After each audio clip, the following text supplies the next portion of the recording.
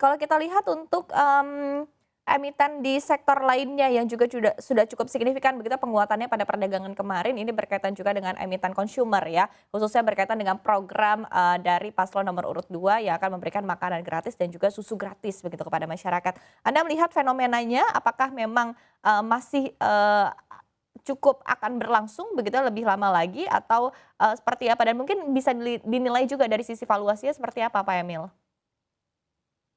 Ya, tentu kita harus memahami bahwa euforia itu pasti ada. Jadi, apa yang terjadi di hari kemarin atau mungkin sepanjang minggu depan, jika memang masih terjadi penguatan, perlu dicatat bahwa ada unsur euforia di sana. Terkait dengan program, memang kita belum bisa mengkomentari program dari masing-masing paslon, tapi yang kita sikapi adalah apakah nanti emiten-emiten swasta ini akan eh, eh, terdampak positif, ini tentu menjadi pertanyaan tanda tanya besar ya. Karena memang mekanisme terkait dengan program makan siang dan juga susu gratis tadi, itu kita juga belum memahami sepenuhnya. Kita perlu menunggu konfirmasi lebih lanjut dari paslon yang memiliki visi misi ini, sehingga untuk saat ini kami memilih untuk tidak merespon atau kita tidak menyikapi terlebih dahulu, karena ada cukup kuat unsur spekulatif di sini, sehingga kami tidak menyarankan untuk kita terlalu dalam mengikuti jika rally ini terus berlanjut hingga minggu depan.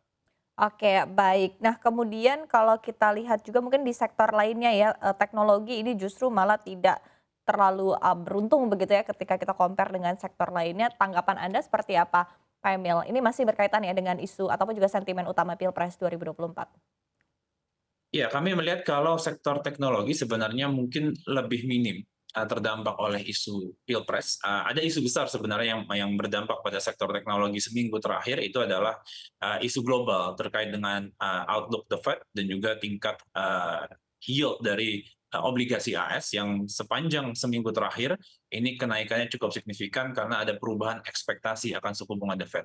Jadi untuk terkait dengan sektor teknologi, kami lihat ini lebih terdampak oleh faktor global yang mungkin cukup negatif ya sepanjang seminggu terakhir.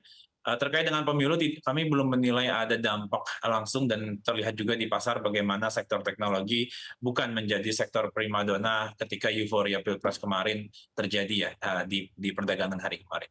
Oke, baik. Tapi secara keseluruhan menurut Anda euforia dari, Pilpres 2024 dan juga hasilnya ini sendiri akan berlangsung berapa lama begitu di, indeks harga saham gabungan kita? Mengingat sebetulnya sentimen utama kita juga masih terus menanti seperti apa kebijakan dari, The Fed begitu ke depannya, Pak Emil?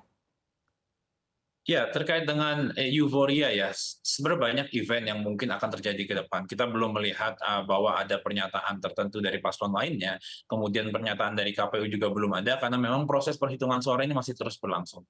Jadi sebenarnya memang ketidakpastian ini bukan berarti hilang, tapi hanya berkurang.